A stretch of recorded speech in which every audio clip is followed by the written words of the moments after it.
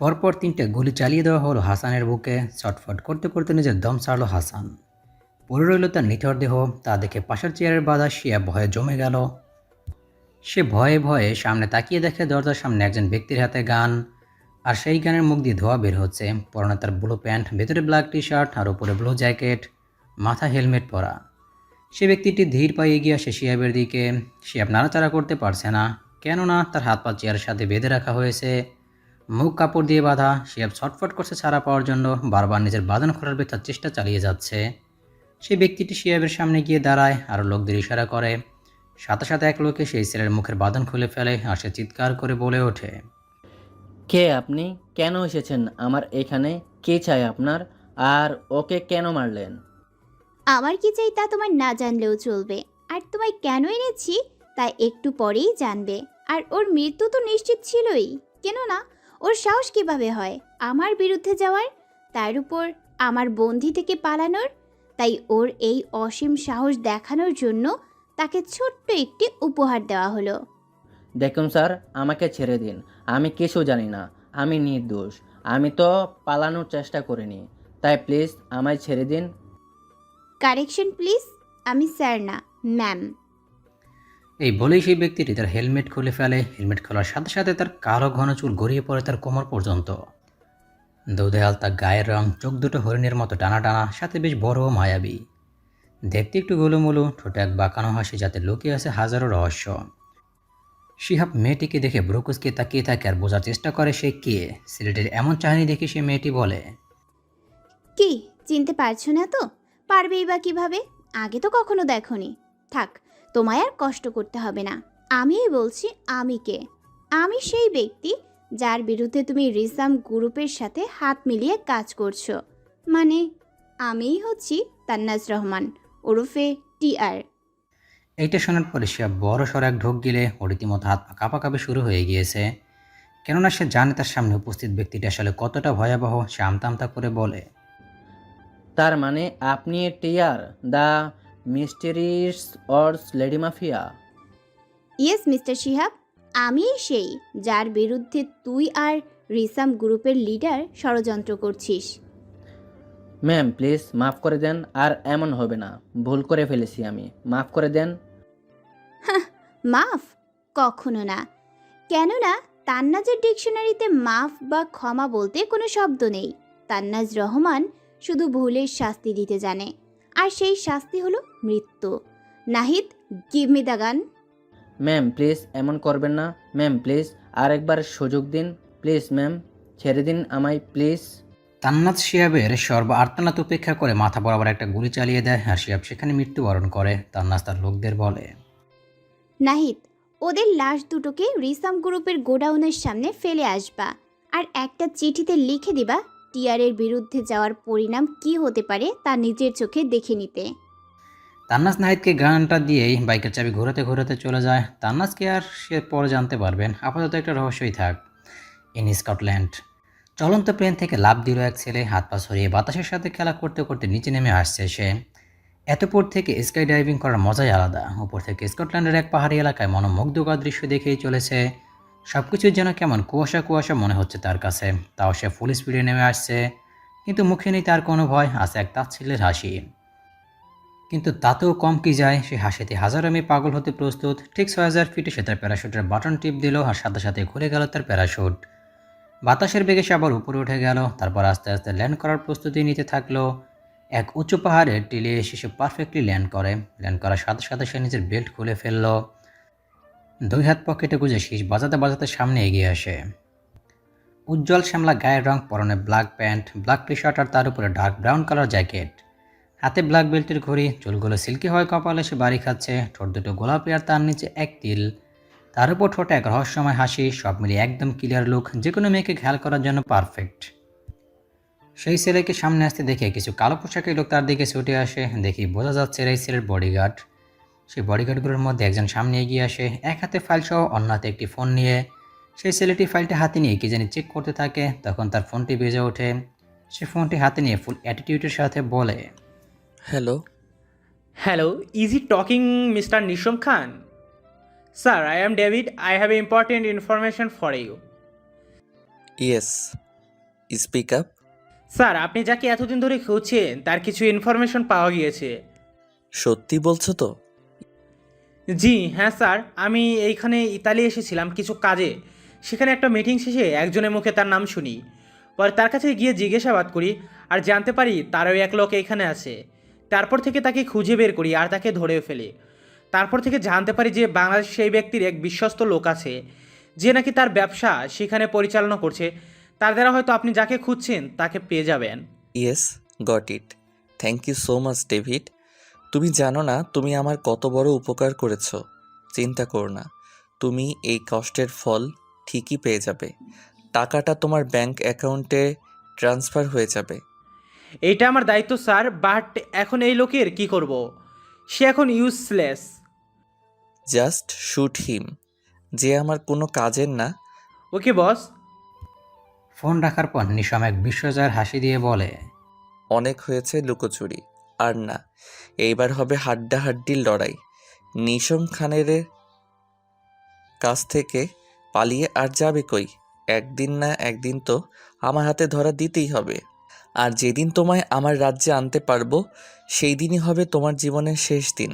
Because it is the kingdom of death and I am the king of this kingdom. এ হচ্ছে নিশাম খান, স্কটল্যান্ডের একজন নামকরা মাফিয়া, সাথে একজন বড় ব্যবসায়ী।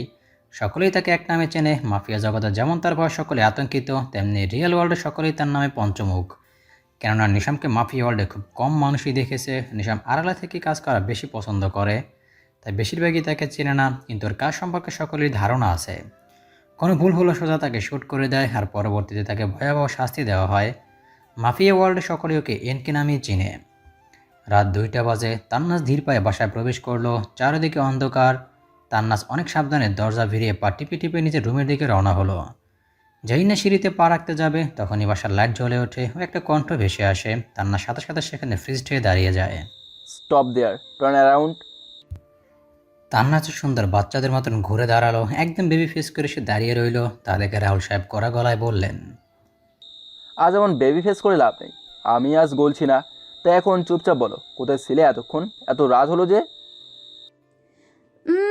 পপসি, আমি আসলে মানে আজ আবার কাকে ফোন করে ফেলে? মানে তুমি কেমনে জানলে? ভুলে যেও না আমি তোমার পপসি। সো তোমার সকল খোঁজ খবরে আমি রাখি। আমার থেকে যে কিছু লুকানো বেকার তা তুমি ভালো করেই জানো। আই নো পপসি, তোমার থেকে কোনো কিছু লুকিয়ে রাখা জাস্ট ইম্পসিবল। এখন তুমি এইটা নিশ্চয়ই জানো আমি কাকে খুন করেছি। আমার কি এখন বলা লাগবে? জানি, ওই শিহাব আর হাসানকে। কিন্তু আমি শুধু কারণটা জানতে চাচ্ছি। তান্নাস পরে সব খুলে বলল। তা শুনে রাহুল সাহেব বললেন, সবই ঠিক আছে, কিন্তু খুনটা নিজে না করলেও পারতে। কতবার বলেছি এইসব ছোটোখাটো কাজ করে নিজের হাত নোংরা করবে না। তোমার এই হাত খুবই স্পেশাল। আর তোমার স্পেশাল হাতে যে খুব স্পেশাল একজনের মৃত্যু লেখা আছে, তার জন্য তো কিছু বাছিয়ে রাখো। আই নো পপসি, তার মৃত্যু আমার হাতে লেখা আছে, তাতে কোনো সন্দেহ নেই। কিন্তু তুমি ভালো করেই জানো যে আমার কাজ আমি ব্যতীত কেউ করুক ওটা আমার পছন্দ না।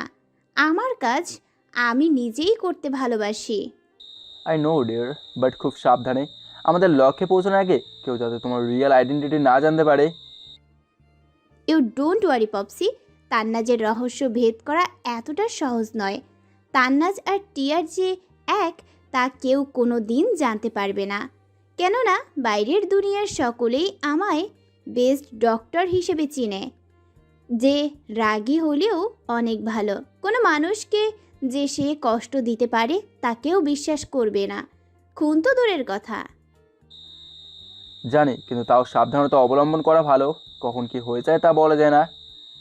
তুমি যখন বলছো তাহলে আমি পরবর্তীতে আরও কেয়ারফুল হব। That's like a my girl. যাও এখন গিয়ে ঘুমিয়ে পড়ো, সকালে হসপিটালে যেতে হবে তো। Yeah, good night. Good night. Tannaz উপরে গিয়ে ফ্রেশ হয়ে শুয়ে পড়ে আর রাহুল সাহেবও নিজের রুমে চলে যান। তিনি একটা রকিং চেয়ারে বসে দাবা কোটের দিকে তাকিয়ে থেকে বলেন, সব কিছু এখন রেডি। এখন খুব সাবধানে এক এক করে সব চাল চালতে হবে আর পরিন্দাকে নিজের ফাঁদে ফেলতে হবে। Now it is the right time for starting the game of death. অন্যদিকে গাড়ি এসে থামলো এক বিরাট প্যালেসের সামনে। দরজা খোলার সাথে সাথে গাড়িটি প্যালেসের ভেতরে প্রবেশ করলো। মাঝ বরাবর রাস্তা আর চারপাশে ফুলের বাগান, বিভিন্ন ধরনের ফুল রয়েছে সেখানে। এক পাশে ফাউন্টেনও রয়েছে, বেশ সুন্দর পরিবেশ। গাড়িটি এসে দরজার সামনে থামলো। ভেতর থেকে এক সার্ভেন্ট এসে গাড়ির দরজা খুলে দিল। গাড়ি থেকে তখনই বেরিয়ে আসেন নিশম। ব্ল্যাক শার্ট আর ব্ল্যাক প্যান্ট পরে, শার্টটা ইন করা, হাতে একটা ব্ল্যাক চেইনের ওয়াচ। চুলগুলো সামনে এসে পড়ে আছে, দেখতে সেই লাগছে। নিশাম ভিতরে গিয়ে সোফার উপরে পায়ের উপরে পা তুলে বসলো। তখন এক সার্ভেন্ট এসে নিশামকে অরেঞ্জ জুস দেয়। নিশাম তার ডান হাতে নিয়ে একটা গ্লাসে চুমুক দেয়। আর অন্য একটা মোবাইল স্ক্রল করতে থাকে। হঠাৎ নিশাম আর ডেভিডকে ফোন দেয় আর 5 মিনিটের মধ্যে তাকে আসতে বলে। কিছুক্ষণের মধ্যেই ডেভিড হন্তদন্ত হয়ে নিশামের সামনে হাজির হয়। ডেভিড এখনও হাঁপাচ্ছে, সে হাঁপাতে হাঁপাতে বলে, স্যার ডেকেছিলেন? না ডাকলে কি তুমি এখানে আসতে? না, মানে স্যার। Just shut up. এত মানে না করে যা বলছি তা শোনো। বাংলাদেশে যাওয়ার জন্য আর্জেন্ট টিকিট বুক করো। যত দ্রুত সম্ভব আমি বাংলাদেশে ব্যাক করতে চাই। Got it? Now leave. Yes sir. এই বলেই ডেভিড বের হয়ে যায়। নিশাম আবারও গ্লাসে চুমুক দিয়ে বলে, দ্য গেম ইজ অন। অনেক তো হলো লুকোচুরি, এখন আর না। যেই আপনি আমার শৈশব, আমার জীবন, আমার সব কেড়ে নিয়েছে, যার জন্য আজ আমি এমন হতে বাধ্য হয়েছি। ছাড়ব না আপনাকে। কঠিন থেকে কঠিন শাস্তি ভোগ করতে হবে আপনাকে। মৃত্যুর চেয়ে ভয়াবহ আপনার শাস্তি। সকাল 10টা বাজে। কিছুক্ষণ আগে শাহজালাল এয়ারপোর্টে নিশামের ফ্লাইট ল্যান্ড করে। এয়ারপোর্টের সকল কাজ শেষ করে বেরিয়ে আসেন নিশাম আর ডেভিড। নিশামের পরনে ডার্ক ব্রাউন কালার শার্ট আর সাথে ব্ল্যাক প্যান্ট, শার্টটা ইন করে পরা, চুলগুলো সামনে এসে পড়েছে, চোখে ব্ল্যাক কালারের সানগ্লাস, ডান হাতে ব্ল্যাক চেনের ঘড়ি, একদম ক্লিয়ার লুক। এয়ারপোর্টে উপস্থিত সকল মেয়েরা হা হয়ে নিশামের দিকে তাকিয়ে আছে, কেউ চোখ ফেরাতেই পারছে না। বাইরে এক ব্ল্যাক কালার গাড়ি দাঁড়িয়ে আছে, তার সামনে একজন লোক। নিশাম তার সামনে যেতে লোকটি তার দিকে তাকিয়ে বলে, Welcome to Bangladesh, Mr. Nisham Khan. Hmm? Please get into the car. Give me the কি। Sorry, গিভ মি দ্য কি, I will drive. but I said give me the কি। লোকটি ভয় পেয়ে গাড়িটির চাবি নিশামের হাতে দিয়ে দেয়। নিশাম কিছুক্ষণ চাবিটির দিকে তাকিয়ে থেকে এক মুচকি হাসে আর হট করে পিছে চলে যায় আর বলা শুরু করে, tick tick 1, tick tick 2, tick tick 3। নিশমের 3 বলার সাথে সাথেই গাড়িটি ব্লাস্ট হয়ে যায়। এয়ারপোর্টে উপস্থিত সকলেই ভয়ে কানে হাত দিয়ে গুটি মেরে দাঁড়িয়ে থাকে। সেই লোকটিও ভয়ে সেইখানে বসে পড়ে। তখনই এয়ারপোর্টের অফিসার সামনে আসে। সেই নিশমকে দেখেই ওর সামনে চলে যায়, কেননা এইখানে কম বেশি নিশমকে চিনে। সে নিশমকে জিজ্ঞেস করে, What happened, sir? Are you okay? Yeah, I am fine, but কেউ আমার গাড়িতে হয়তো বোম লাগিয়ে দিয়েছিল। ভাগ্যিস আমি বসার আগেই ব্লাস্ট হয়ে গিয়েছিল। Otherwise my bad luck. Don't care. Oh God! But sir আপনি চিন্তা করবেন না, আমি যত দ্রুত সম্ভব আপনার জন্য নতুন গাড়ির ব্যবস্থা করছি। No need. আমি অলরেডি আমার স্টাফকে নতুন গাড়ি আনতে বলে দিয়েছি। He is on the way. Okay. এই বলি অফিসারটি চলে যায়। আর নিশাম তখন ডেভিডকে কি জানি ইশারা করলো। ডেভিড তা বুঝতে পেরে মাথা ঝুলালো। তখনই একটা গাড়ি এসে হাজির হয়, ব্র্যান্ড কালারের মার্সিডিজ। নিশাম ড্রাইভারকে বের করে নিয়ে ড্রাইভিং সিটে গিয়ে বসে আর নিজে সিট বেল্ট বেঁধে চলে। ফুল স্পিডে গাড়ি স্টার্ট করে চলে যায় ফুরফুর করে। এদিকে তান্নাজা তাড়াহুড়ো করে বের হয়, কেননা আজকে তার উঠতে বেশি দেরি হয়ে গিয়েছে। সে হসপিটাল যাওয়ার জন্য অলরেডি অনেক লেট হয়ে গিয়েছে। সে গাড়ি নিয়ে বের হয়ে যায়। তান্নাজের বাসা লোকালয় থেকে দূর হয়, তাকে প্রতিনিয়ত হাইওয়ে দিয়ে যেতে হয়। আজও তার ব্যতিক্রম হয়নি। সে হাইওয়ে দিয়ে যাচ্ছে, এমন সময় ওর ফোন বেজে ওঠে। সে ফোন ধরতে যায়, বাট তার নিচে পড়ে যায়। তান্নাজটা উঠাতে নিচু হয়, আর ঠিক তখনই উল্টো পাশ দিয়ে একটা গাড়ি আসতে থাকে। গাড়িটা বেশ দূরে হলো, অনেক স্পিডে আসছে। তান্নাজ মোবাইল উঠিয়ে সামনে তাকিয়ে দেখে একটা ব্রাউন কালারের গাড়ি ফুল স্পিডে আসছে। ও শিট! বলে গাড়ি কন্ট্রোল করার চেষ্টা করতে শুরু করে আর বাম দিকে গাড়ি ঘুরিয়ে ব্রেক দেয় একদিকে। নিশাম ফোনে কথা বলতে বলতে হাইওয়ে দিয়ে ড্রাইভ করছিল, কিন্তু কিছু একটা কারণে সে খুব রেগে যায়। জিদে সে মোবাইলটা পাশের সিটে ছুঁড়ে মারে, আর যেই না সামনে তাকায় তখন তাকে একটা গাড়ি ওর একদম সামনে। নিশাম খুব স্পিডে ডান দিকে ঘুরিয়ে দিয়ে ব্রেক করে। তান্নাজার নিশামের গাড়ি বরাবরভাবে ঘুরছে, ওদের গাড়ির টায়ারের রাস্তায় গোলবৃত্তে তৈরি হয়ে যাচ্ছে। নিশাম জানালার দিকে তাকাতেই তান্নাজকে দেখতে পায়। আর দেখেই থমকে যায়। তান্নাজ ভয়ে চোখ কিছু বন্ধ করে আছে আর চোয়াল শক্ত করে আছে। নর্মাল বিহেভ করার ট্রাই করতেছে, বাতাসের চুলগুলো মুখে ছড়িয়ে আছে। তান্নাজের প্রতি এক অদ্ভুত টান অনুভব হচ্ছে নিশমের, এক ঘোর লাগা কাজ করছে, চেয়েও সুখ সরাতে পারছে না। গাড়ি এখনও ঘুরছে, নিশামের আশেপাশে কি হচ্ছে তার কোনো খেয়ালই নেই ওর। ও এখন তান্নাজকে দেখতে ব্যস্ত। গাড়ি ঘুরছে আর তান্নাজ চোয়াল শক্ত করে বসে আছে, নিজেকে কন্ট্রোল করার চেষ্টা করছে আর মনে মনে বলছে, না আল্লাহ, আমি এত তাড়াতাড়ি মরতে পারি না। এখনো আমার রিভেঞ্জ নেওয়া বাকি আছে। তুমি আমাকে এইভাবে নিয়ে যেতে পারো না, আমার কাজ এখনো বাকি আছে। নিশাম তান্নাজকে দেখে প্রায় অবাকই হচ্ছে, কেননা এমন পরিস্থিতিতে কোনো মেয়ে এমন স্বাভাবিক থাকতে পারে তা নিশামের জানা ছিল না। একসময় দুজনের গাড়ি স্টপ হয় আর তান্নাজ চোখ মেলে আর নিশামেরও ঘোর কাটে। তান্নাজ পাশে তাকিয়ে দেখে একটা ছেলে আরামভাবে গাড়ি সিটে বসে আছে। তা দেখেই তান্নাজ রেগে যায় আর দ্রুত গাড়ি থেকে নেমে সামনে এসে দাঁড়ায় আর রাগে একটা ভাব নিয়ে বলে, এই যে mister, whatever you are, come outside. Nisham একবার তান্নাজের দিকে তাকিয়ে তারপর একটা ভাব নিয়ে নেমে আসে আর এসে নিজের দুই পকেটে হাত রেখে বলে, ইয়েস। ইয়েস ড্রাইভার মে, আপনি কি কানা নাকি? এইভাবে হাইওয়েতে কেউ গাড়ি চালায়? You idiot! আজ একটুর জন্য আমি বেঁচে গেছি, আদারওয়াইজ যদি গাড়িটা ঠিক সময়ে টার্ন না করতাম তাহলে কি হতো বুঝতে পারছেন? এত জানের ভয় থাকলে গাড়ি চালাতে আসছো কেন? ঘরে চুরি পরে বসে থাকতে পারো না? লাইফে যদি রিস্কি না থাকে তাহলে ওই লাইফের মানে কি? কে বলেছে আপনাকে আমার জানের ভয় আছে? তান্নাজ কখনো মৃত্যুকে ভয় করে না, উল্টে মৃত্যু তান্নাজকে ভয় পায়, যা আপনার থার্ড ক্লাস ইডিয়েট কানা পার্সন বুঝবে না। এক্সকিউজ মি, আমাকে কানা আর ইডিয়ট বলার সাহস হয় কীভাবে তোমার? ইউ চিপ গার্ল, নিজে তো ঠিক মতো গাড়ি চালাতে পারো না, আবার মুখে বড় বড় কথা। আমি না হয় গাড়ি চালাতে পারি না, কিন্তু আপনি কানা হয়ে গাড়ি চালান কেন? কানাওয়ালা উগান্ডা জানি কোথাকার। আগে নিজের চোখ ঠিক করে তারপর গাড়ি চালানো শিখেন, পরে অন্যকে বইলেন। ইউ, তুমি জানো তুমি কার সাথে কথা বলছো? হ্যাঁ জানি, কানা মার্কা ড্রাইভারের সাথে। What nonsense! How dare you to call this কালামালা হোয়াট এভার ইট ইজ? তোমার সাহস কিভাবে হয় আমাকে এসব বলার, ইউ চিপ গার্ল? আমার সাহসের দেখছেন কি মিস্টার কানা? আমি যে কি তা আপনার ভাবনার অতি বাইরে, তাই আমার সাথে লাগতে আসবেন না। আর কি জানি বললেন, আমি চিপ তাই না? তো আপনি কি? আপনি নিজেই তো চিপের বস্তা, না আছে সভ্যতা না আছে বুদ্ধি। হোয়াট ডিড ইউ সে? যা শুনলেন। এখন সরেন, আমার দেরি হয়ে যাচ্ছে। এমনিও আপনার জন্য অনেক লেট হয়ে গেছি, একটুর জন্য গাড়ি নষ্ট হয়নি, আদারওয়াইজ আরও লেট হতাম। হ্যাঁ, সাচ এ চিপ ফেলো। এমন খাটারা গাড়িতে নষ্ট হবেই, দেখতে বোঝা যায় it is so cheap, like you. আমার গাড়ি সম্পর্কে কিছু বলবেন না। হ্যাঁ, কেন বলবো না? যা সত্য তা তো বলতেই হয়। কেমন খাটারা গাড়ি, মালিক যেমন দেখতে তেমনই গাড়ি। By the way, it suits you and look at my car, it is so classy just like me. Don't say that now you will beat me. তাই না? Wait a minute. এই বলে তান্নাজ নিজের গাড়ির সামনে চলে যায়। তারপর পেছনের ডিক্কি খুলে তার থেকে একটা হকি স্টিক বের করে।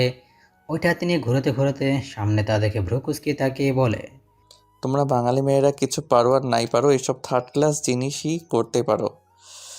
তুমি যদি আমায় মারার কথা ভেবেও থাকো তাহলে তা ভুলে যাও, কেননা আমি বক্সিং চ্যাম্পিয়ন, সাথে ক্যারাটেরও।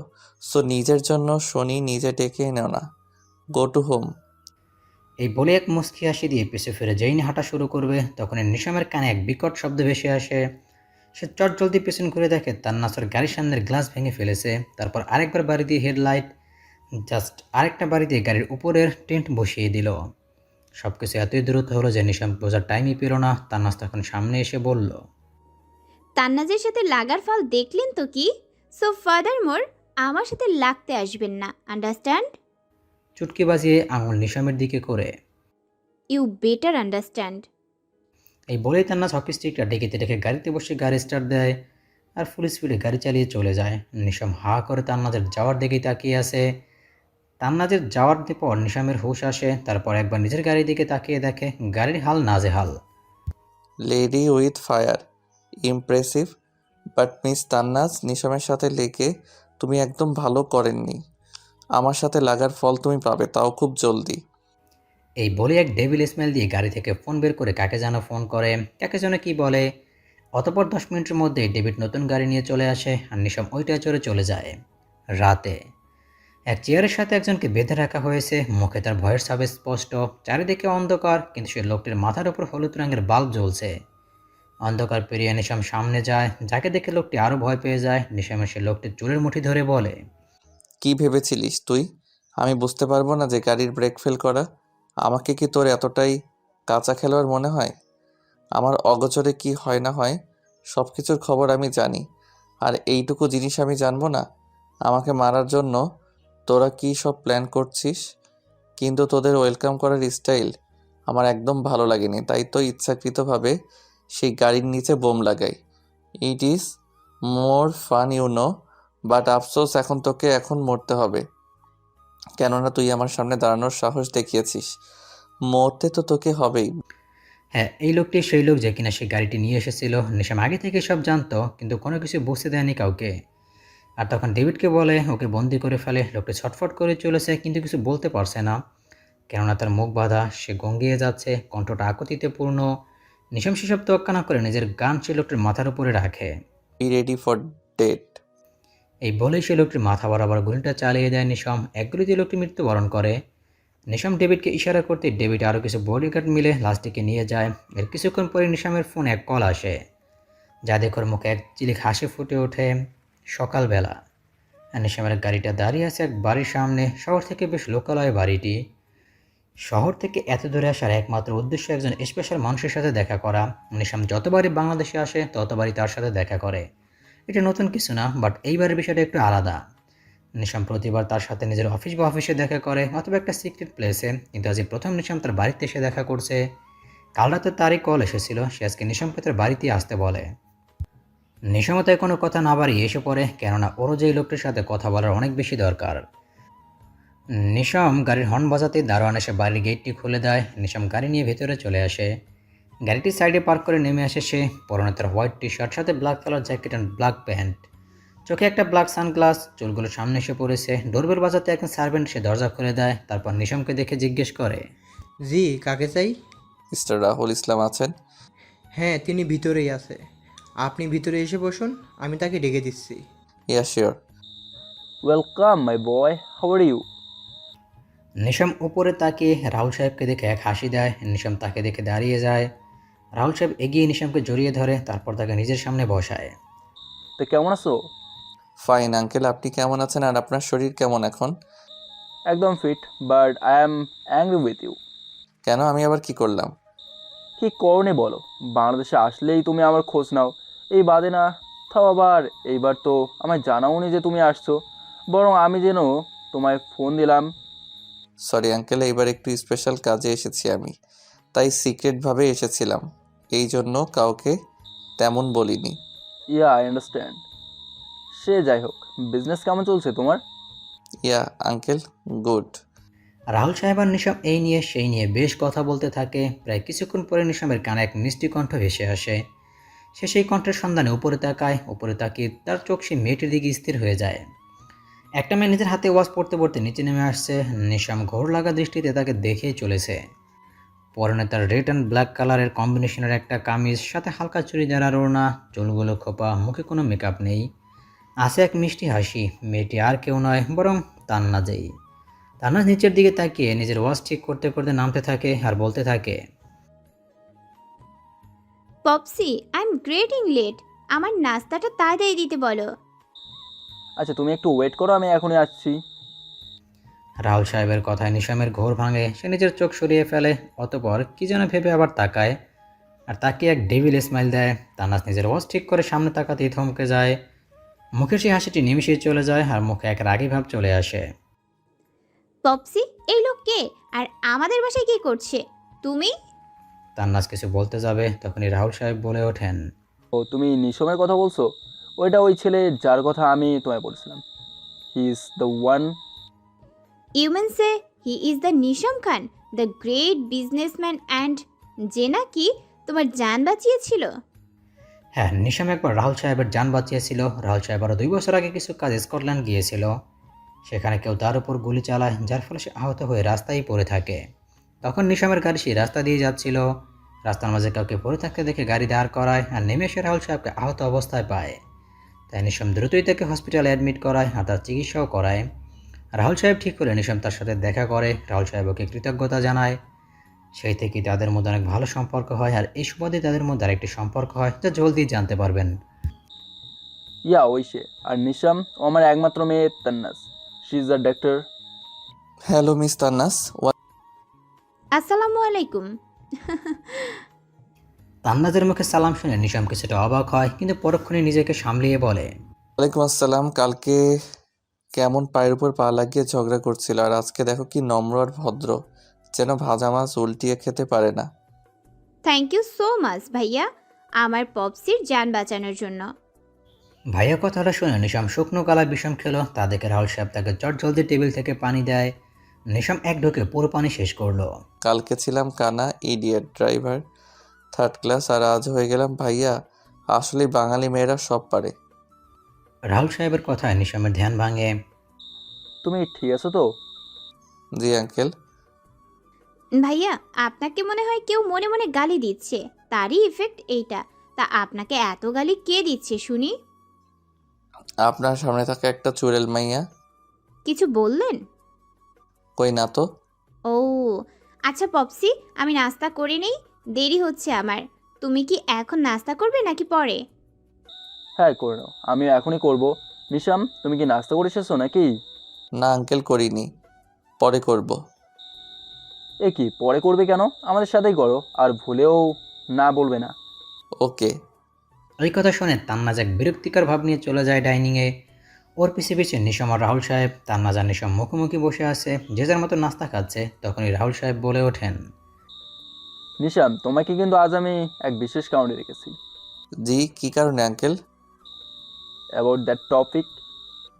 আমারও সেই বিষয়ে আপনার সাথে কথা ছিল, বাট এইখানে কথা বলাটা আমার কাছে অড লাগছে, কেননা তান্নাজের দিকে তাকিয়ে তান্না সহ এক মনে খেয়ে চলেছে, আর ওসব ব্যাপারে কোনো মাথা ব্যথা নেই।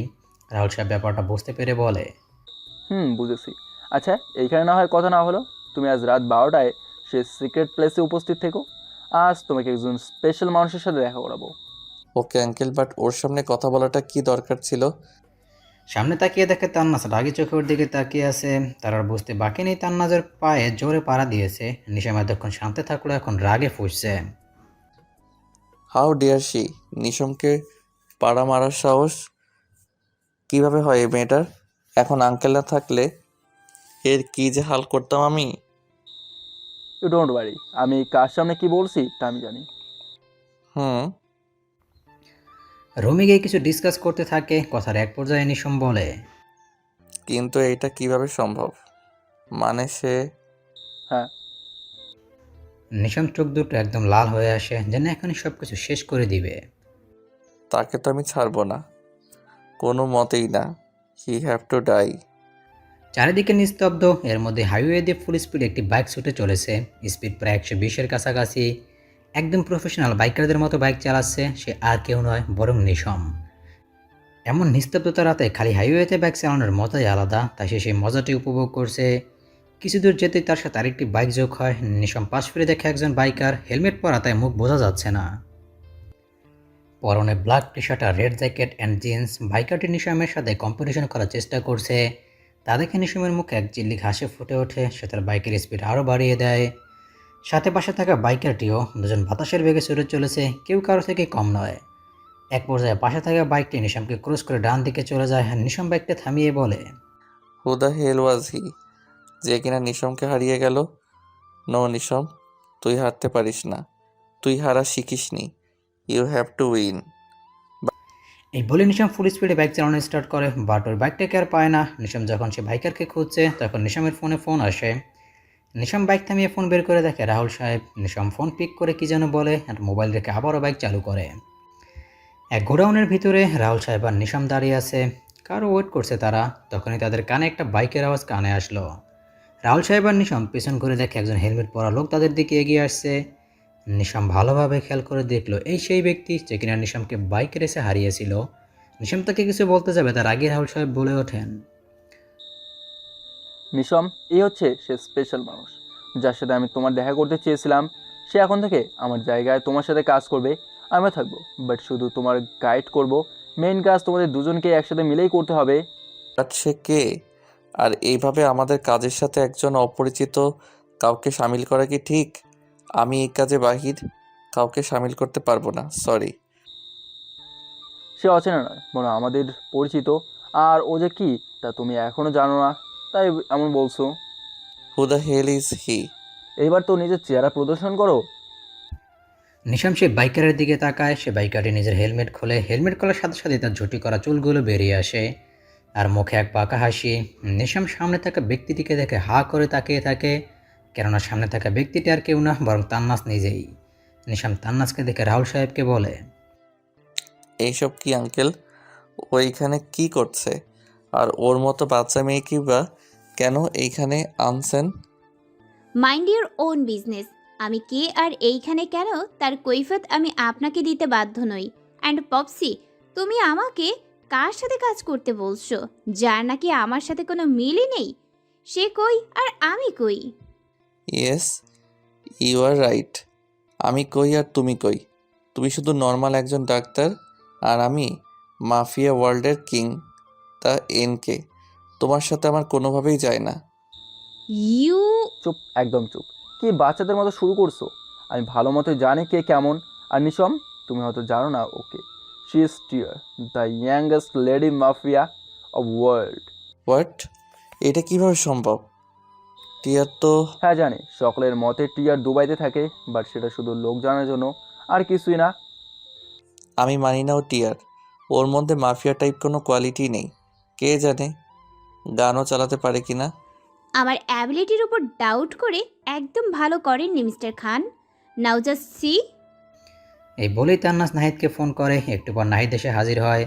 তান্নাস নাহিদকে কি যেন বুঝিয়ে দেয় আর নাহিদ চলে যায়। কিছুক্ষণের মধ্যে নাহিদ শুটিং বোর্ড আর দুইটা গান একটা কালো ফিতা নিয়ে হাজির হয়। তান্নাস কালো ফিতা নিয়ে নিজের চোখ বাঁধে আর দুই হাতে দুই গান নেয়, তারপর ধামধাম করে 6টা গুলি চালিয়ে দেয়। নিশাম অবাক হতে শুটিং বোর্ডে তাকিয়ে আছে, কেননা নিশানা একদম পারফেক্ট, 6টা গুলি একদম ঠিক জায়গায় লেগেছে। Nahid, give me the knife. Nahid গানগুলো সরিয়ে নিয়ে তান্নাজের হাতে কিছু ধারালো ছুরি দিয়ে যায়। তান্নাজের চোখ এখনও কালো ফিতে দিয়ে বাঁধা। তান্নাজ এবার পিছিয়ে ঘুরে দাঁড়িয়ে যায়, তারপর উল্টো হয়ে ছুরি চালানো শুরু করে। এইবারও নিশানা একদম পারফেক্ট। তান্নাজ এবার নিজের চোখের বাঁধন খুলে নিশামের সামনে গিয়ে বলে, আমি কি কি করতে পারি তা হয়তো নিশ্চয়ই এতক্ষণে বুঝে গেছেন। সো নেক্সট টাইম আমাকে ভুলেও আন্ডার এস্টিমেট করার ট্রাই করবেন না, আন্ডারস্ট্যান্ড? চুটকি বাজিয়ে নিশামের দিকে আঙুল তুলে বলে। You better understand. নিশাম হা হয়ে তান্নাজকে দেখছে। তুমি দেখছি গিরগিটির থেকে জলদি রং পাল্টাও। ঠিকই শুনেছিলাম, টিয়ার ইজ এ মিস্টারি। আজ দেখেও নিলাম তুমি আসলে একটা mystery. But I like your attitude. এই বয়সে এত উন্নতি! এই প্রথম কেউ এনকের সাথে চোখের উপর চোখ রেখে কথা বলেছে।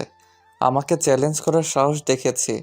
Impressive, but miss Tiar, you don't know NK কী জিনিস। আমাকে হার মানানো এত সহজ না, বুঝলে? Whatever. ভুলে যেও না, তোমাদের দুজনকে একসাথেই কাজ করতে হবে। তাই একে অপরের সাথে কম্পিটিশন না করে নিজের মধ্যে আন্ডারস্ট্যান্ডিং বাড়াও। এতে আমাদের কাজে আসবে, আর আমরা আমাদের লক্ষ্যে আরও তাড়াতাড়ি পৌঁছে দিতে পারবো। তান্নাজ আর নিশাম একসাথেই বলে ওঠে। ইয়া। এবার আসেন নিশাম আর রাহুল সাহেবের করা কিভাবে এই কাজে তারা যুক্ত হলো। নিশাম যখন রাহুল সাহেবকে বাঁচায় তখন তাদের মধ্যে অনেক ভালো সম্পর্ক গড়ে ওঠে। একসময় তারা দুজন নিজের কাজ করতে গিয়ে জানতে পারে যে দুজনে মাফিয়া অর্ডের সাথে জড়িত আর দুজনেরই দুশ্মন একই ব্যক্তি। সেই থেকে তারা মাফিয়া অর্ডও একসাথে কাজ করা শুরু করে আর খুব ভালো পার্টনারও হয়ে যায়।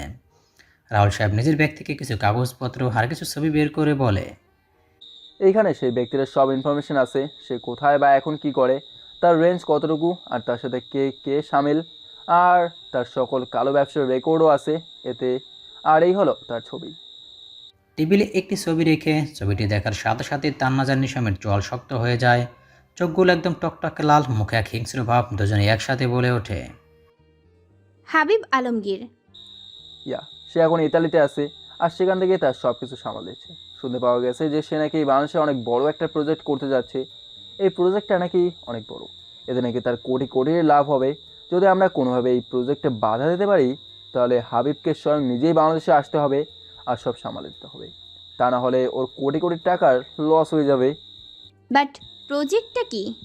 মানুষ পাচার, সে আমাদের দেশ থেকে প্রায় 5,000 মানুষকে অন্য দেশে গোলাম হিসেবে পাচার করতে চলেছে। ঠিক তাই, আর কিভাবে কি করতে হবে তাহলে তা শোনো। বেশ কিছুক্ষণ পর what a plan Popsy, you are just damn good. এখন হাবিব আলমগীরকে আমার কাছ থেকে কেউ বাঁচতে পারবে না। He has to die. You are wrong, তাকে আমাদের হাত থেকে কেউ বাঁচাতে পারবে না, কেননা সে আমারও শিকার। ঠিক আছে। নিশম হাত বাড়িয়ে বলে, পার্টনার। তান্নাজও হাত মিলিয়ে বলে। পার্টনার? দেখতে দেখতে 1 সপ্তাহ কেটে যাচ্ছে। পরশুর মধ্যে হাবিব আলমগীরের লোকেরা 5,000 লোক একত্রিত করবে। তাদের ভালো মতো চেক করে গোডাউনে শিফট করা হবে। এর 3 দিন পরে তাদের জাহাজে শিফট করে সমুদ্রের পথ দিয়ে বাইরে পাঠিয়ে দেওয়া হবে। নিশম আর তান্নাজকে যা করার কাল পরশুর মধ্যেই করতে হবে। একে তো এতগুলো মানুষকে পাচার হতে রক্ষা করতে হবে, দ্বিতীয়ত হাবিব আলমগীরকে বাংলাদেশে আনতে হলে তার প্রজেক্টে বাধা যে করেই হোক দিতেই হবে। এইটাই একমাত্র সুবর্ণ সুযোগ তাকে হাতের নাগালে ধরার, আর এই সুযোগ নিশম আর তান্নাজ কোনো মতে হাতছাড়া করতে পারবে না। তাদের নিজের জানের বিনিময়েও হাবিব আলমগীরকে চাই। সেদিনের পর থেকে নিশম আর তান্নাজ মধ্যে এক বন্ধুত্বের সৃষ্টি হয়। যেহেতু একসাথে কাজ করতেই হবে, তারা ঝগড়া করে কেন থাকবে? বন্ধুর মধ্যে হয়ে থাকুক না। প্রথম দিকে একটু আত্র ঝগড়া হলো, পরবর্তীতে তাদের আচার-আচরণ, চয়েস, চালচলন সব একে একে মিলে যায়, যার ফলে দুজনের মধ্যে খুব জলদি বন্ধুত্ব হয়ে যায়, বেশ ভাব জমে যায় তাদের মধ্যে। এখন তারা নিজেদের পুরোপুরিভাবে প্রিপেয়ার করছে শত্রুদের সাথে লড়াই করার জন্য। রাহুল সাহেবও তাদের সহযোগিতা করছেন। কালকে তারা সে গোডাউনে অ্যাটাক করবে এবং সেই সকল মানুষদেরকে বাঁচাবে। রাতের বেলা তান্না ছাদে হাঁটাহাঁটি করছে আর ক্যাডবেরি ডেইরি মিল্ক সিল খাচ্ছে। তান্নাজের যখন অনেক টেনশন হয় তখন তান্নাজ এইভাবে হাঁটাহাঁটি করে আর চকলেট খায়। তান্নাজ আজ অনেক টেনশনে আছে। সে পারবে তো এই মানুষগুলোকে বাঁচাতে, পারবে তো হাবিব আলমগীরকে শাস্তি দিতে, নিজের প্রতিশোধ পূরণ করতে। তান্নাজ এসব ভাবতে ভাবতে অন্যমনস্ক হয়ে যায় আর একদম ছাদের কিনারে চলে যায়। ছাদের রেলিং এতটা উঁচু নয়, একটু ঝুঁকে গেলেই পড়ে যাওয়ার সম্ভাবনা। তান্নাজ অন্যমনস্ক হয়ে হেঁটেই চলেছে। ছাদের রেলিং একদম কাছে চলে গিয়েছে। যেই পড়ে যেতে নেবে তখন কোত্থেকে নিশাম ঝড়ের গতিতে সে তান্নাজকে হ্যাঁচকা টান দিয়ে নিজের বুকের উপরে ফেলে। এতে তান্নাজ হতভম্ব হয়ে যায়। নিশাম জোরে জোরে শ্বাস নিতে থাকে। মুখ চোখ একদম লাল হয়ে গিয়েছে। চোখে আর কাউকে হারানোর ভয় স্পষ্ট। নিশাম জানে না এই ভয়ের কারণ কি। এইদিকে তান্নাজ নিশামের বুকের ধুকপুকানে শুনছে। তান্নাজ এবার নিজের কান নিশামের বুকে রেখে নিশামের হার্টবিটগুলো শুনতে থাকে। বেশ ভালোই লাগছে তার। কেন জানি তারই বুকে নিজেকে খুব নিরাপদ মনে হচ্ছে। নিজের মধ্যে এক ভালো লাগা কাজ করছে, কিন্তু তারই ভালো লাগা বেশিক্ষণ স্থায়ী হলো না। নিশাম তান্নাজকে টেনে সামনে দাঁড় করিয়ে ওর বাহু দুটো চেপে ধরে বলে, ধ্যান কোথায় ছিল তোমার? আর একটু হলেই তো ছাদ থেকে পড়ে যেতে। আমি ঠিক টাইমে না আসলে কি হতো বুঝতে পারছো? সরি, আসলে বুঝতে পারিনি কখন যে ছাদের কিনারে চলে যাই তা বুঝতে পারিনি। কি এমন করছিলে যে খেয়াল ছিল না যে তুমি কোথায় চলে যাচ্ছ? না মানে তেমন কিছু না। তা আপনি এত রাতে এইখানে কিভাবে? এক কাজে এসেছিলাম আঙ্কেলের কাছে। কাজ শেষে যেতে নিলে আঙ্কেল যেতে দিল না। যেহেতু কাল আমাদের জন্য অনেক স্পেশাল একটা দিন, তাই তিনি চাচ্ছিলেন সকলে একসাথেই থাকি। আমিও আর মানা করিনি, রয়ে গেলাম। তোমার কথা জিজ্ঞেস করলে জানতে পারি তুমি নাকি ছাদে, তাই একটু দেখতে এসেছিলাম। আর এসে দেখি এই কাণ্ড। ও আচ্ছা, একটা কথা জিজ্ঞেস করি। Go ahead. আপনার সাথে হাবিব আলমগীরের কি সম্পর্ক? কিসের প্রতিশোধ নিতে চান আপনি তার কাছ থেকে? কিসের ক্ষোভ এত আপনার তার প্রতি? যদি সেম কোশ্চেনটা আমি করি? যেহেতু আমি আগে প্রশ্নটা করেছি তাই উত্তরটা আপনিই আগে দিবেন। ঘাড়তেরামি আর ছাড়বা না, তাই না? এইখানে ঘাটতারামির কি দেখলেন? সোজা কথার সোজা উত্তর দিয়েছি। থাক, আর বলতে হবে না। I know you very well. তুমি হাল ছাড়ার মানুষ না। হোয়াট এভার, এখন বলবেন কি? নিশাম এক দীর্ঘশ্বাস নিয়ে বলা শুরু করে, হাবিব আলমগীর আমার বাবা। What the hell? বাবা মানে? ওয়েট, আপনি কি তাহলে তারই ছেলে? যদি বলি আনফর্চুনেটলি ইয়েস, বায়োলজিক্যালি না হলেও সমাজের চোখে সে আমার বাবা। What do you mean by that? মানে খুব সোজা, she is my step father. You mean সৎ বাবা? হ্যাঁ। আমায় সব খুলে বলবেন একটু? সব কেমন যেন এক গোলক ধাঁধা লাগছে আমার কাছে। নিশাম এক দীর্ঘশ্বাস নিয়ে আকাশের পানে তাকিয়ে বলে, আমার বয়স যখন 7 বছর তখন আমার বাবা একটা কার অ্যাক্সিডেন্টে মারা যায়। আমার বাবা ছিলেন তখনকার একজন সেরা অর্গানাইজার। বিভিন্ন শো অ্যান্ড ফাংশন তিনি অর্গানাইজ করতেন। বেশ নাম ডাক ছিল তার। টাকা পয়সার কমতি ছিল না, তাই ছোট থেকে যা চাইতাম তাই পেতাম। একমাত্র ছেলে বলে কথা ছিল। বাবা মা আমাকে অনেক বেশি ভালোবাসতেন, সব সময় আমায় আগলিয়ে রাখতেন। কিন্তু বাবা মারা যাওয়ার পর সব কিছু কেমন যেন উলটপালট হয়ে গেল।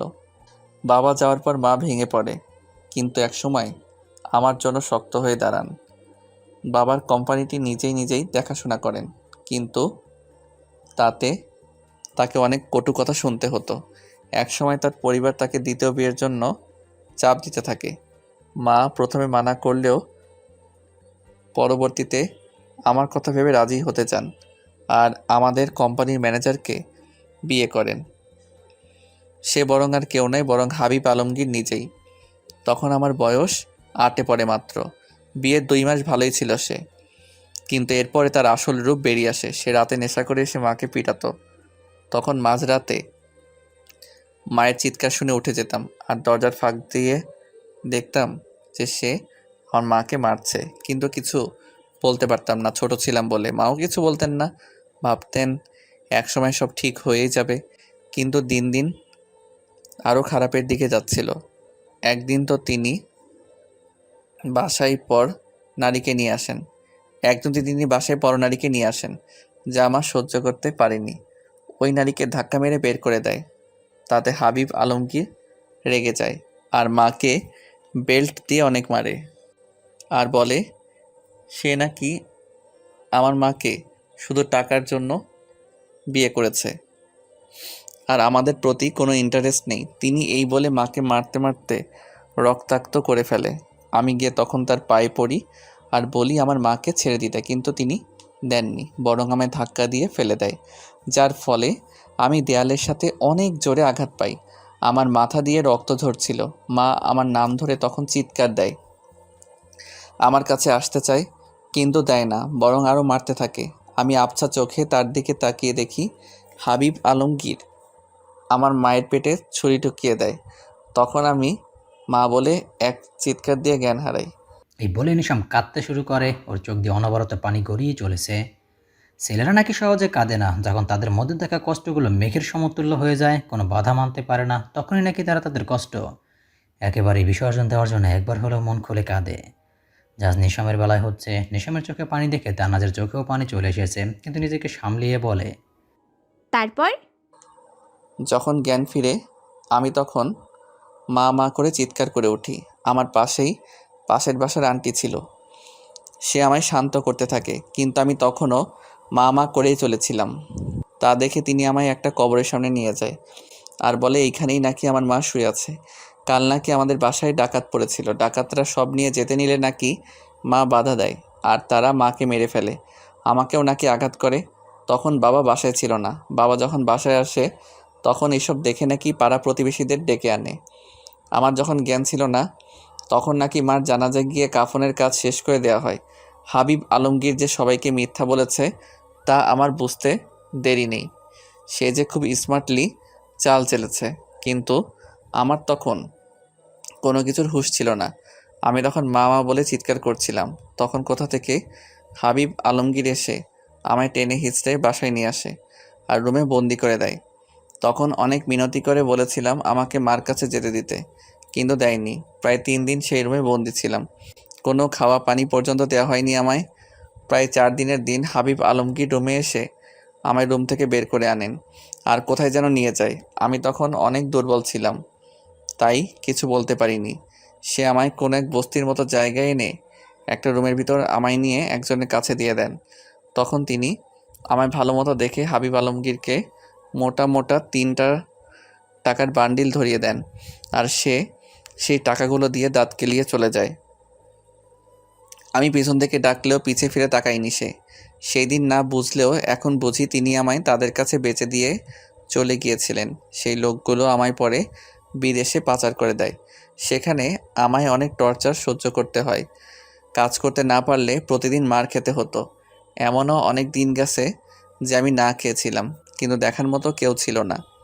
এক সময় আমি এসব সহ্য করতে না পেরে পালিয়ে যাই। কোথায় যাচ্ছিলাম জানি না, কোথায় ছিলাম তাও জানতাম না, শুধু পালিয়ে যেতে চেয়েছিলাম। রাস্তা দিয়ে হাঁটছিলাম, এখন এক গাড়ি এসে আমায় ধাক্কা দেয় আর আমার অ্যাক্সিডেন্ট হয়। চোখ খুলে যখন দেখি তখন আমি নিজেকে একটা হাসপাতালে আবিষ্কার করি, আর পাশেই ছিলেন এক বয়স্ক লোক। পরে জানতে পারি তার গাড়ির সাথেই আমি ধাক্কা খাই। তিনি আমার নাম আর ঠিকানা জানতে চাইলেন। তখন আমি আমার নাম তো ঠিকই বলতে পারি, কিন্তু ঠিকানা বলতে পারি না। তিনি পরবর্তীতে জানতে চাইলেন যে আমি মাঝ রাস্তায় কী করছিলাম। তখন আমি তাকে শুরু থেকে সব খুলে বলি। তিনি সব শুনে আমাকে তার সাথে নিয়ে নেন আর আমায় তার সাথে রেখে দেন। তার আপন বলতে কেউ ছিল না। তিনি ছিলেন একজন মাফিয়া। গত বছর তার দুশমনরা নাকি তার অনুপস্থিতিতে তার পরিবারকে মেরে ফেলে। সেই থেকে তিনি একা। তিনি আমায় তার সাথে মাফিয়ার কাজে যুক্ত করে ফেলেন। সেই থেকে আমি এই মাফিয়া ওয়ার্ল্ডের সাথে যুক্ত। আর আজ আমি এই মাফিয়া ওয়ার্ল্ডের কিং। জানো, যখন কিছুটা বুঝতে শিখি তখন থেকে আমি হাবিব আলমগীরকে ঘৃণা করা শুরু করি। প্রতিশোধের আগুন দাউ দাউ করে জ্বলতে থাকে আমার মধ্যে। তাকে মারার জন্য মরিয়া হয়ে পড়ি আমি। কিন্তু তিনি নাকি এরই মধ্যে আন্ডারগ্রাউন্ড হয়ে যান। সে কোথায় কি করে কেউ জানতো না। তাকে এত বছর ধরে খুঁজেই বেরিয়েছি। আমি তখনই শপথ নেই, যদি হাবিব আলমগীরের মৃত্যু কারোর হাতে লেখা থাকে তাহলে তা শুধু আমার হাতে আর কারোর না। আর আজকে তাকে ধরার এত বড় একটা সুযোগ পেয়েছি, তাকেও আমি ভয়াবহ থেকে ভয়াবহ মৃত্যু দিব। তান্নাজ সব শুনে স্তব্ধ হয়ে যায়। মানুষ এতটা খারাপ কি করে হতে পারে? তান্নাজ তো এতদিন ভেবেছিল তার সাথে যা হয়েছে তার থেকে খারাপ আর কারোর সাথে হতেই পারে না। সে যে কষ্ট ভোগ করছে তাকেও করতেই পারে না। কিন্তু না, তার থেকেও যে দ্বিগুণ কষ্ট এই ব্যক্তিটা পেয়েছে। তান্নাজ বুঝতেছে না সে কী বলবে, কীভাবে সান্ত্বনা দেবে নিশামকে। নিজের মুখের ভাষা হারিয়ে ফেলেছে সে, কিন্তু তাও তান্নাজ নিজেকে শক্ত করে যেই না কিছু বলতে যাবে তখনই নিশাম বলে ওঠে, অনেক রাত হয়ে গিয়েছে, যাও গিয়ে শুয়ে পড়ো। কালকে কিন্তু অনেক গুরুত্বপূর্ণ দিন আমাদের জন্য, কোনো কিছুতেই ভুল করা যাবে না। সেজন্য অনেক এনার্জি লাগবে, তাই যাও এখন ঘুমিয়ে পড়ো, যাও। তান্নাজ বুঝতে পারে নিশাম এখন একা থাকতে চাচ্ছে, তাই তাকে তাড়িয়ে দেওয়ার জন্য এইসব বলছে। তান্নাজ কিছু না বলে চুপচাপ চলে যায় আর নিশাম সে আকাশের দিকেই তাকিয়ে থাকে। চোখের কোণ বেয়ে কয়েক ফোঁটা নোনা জল গড়িয়ে পড়ে।